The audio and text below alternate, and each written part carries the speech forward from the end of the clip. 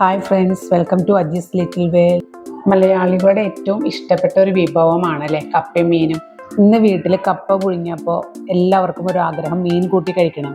അപ്പോൾ ഇന്നത്തെ സ്പെഷ്യൽ കപ്പയും മീനുമാണ് കേട്ടോ. ചൂടായ ഓയിലിലേക്ക് കുറച്ച് കടുകും ഉലുവയും കൂടെ ഇട്ട് കൊടുക്കുന്നുണ്ട്. അതൊന്ന് പൊട്ടി വരുമ്പോൾ ഇഞ്ചി, വെളുത്തുള്ളി, പച്ചമുളകും കൂടെ ഇട്ട് കൊടുക്കുന്നുണ്ട്. നന്നായിട്ടൊന്ന് വഴറ്റിയെടുക്കാം.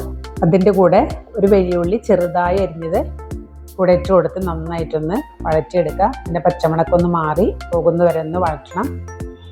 വലിയ ഉള്ളിക്ക് പകരം ചെറിയ ഉള്ളിയും ഉപയോഗിക്കാം കേട്ടോ. ഞാൻ മുൻപ് കൊടുത്തിട്ടുള്ള ഒരു വീഡിയോയിൽ ചെറിയ ഉള്ളിയാണ് കൂടുതൽ ഉപയോഗിച്ചിരിക്കുന്നത്. കളറൊക്കെ നന്നായിട്ടൊന്ന് മാറി വരട്ടെ, അതുവരെ ഒന്ന് വഴറ്റി കൊടുക്കാം.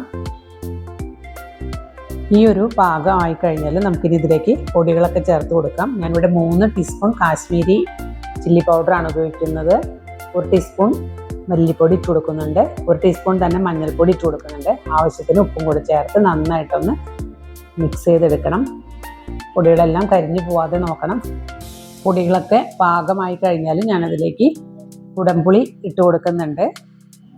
ആ വെള്ളം ഒക്കെ ഒന്ന് വറ്റി കഴിഞ്ഞാൽ ഇനി നമുക്കിതിലേക്ക് ആവശ്യത്തിനുള്ള വെള്ളം ചേർത്ത് കൊടുക്കാം. ഞാനിവിടെ തിളപ്പിച്ച് എടുത്തിട്ടുള്ള 3 ഗ്ലാസ് വെള്ളമാണ് ഇതിൽ ചേർത്ത് കൊടുക്കുന്നത്.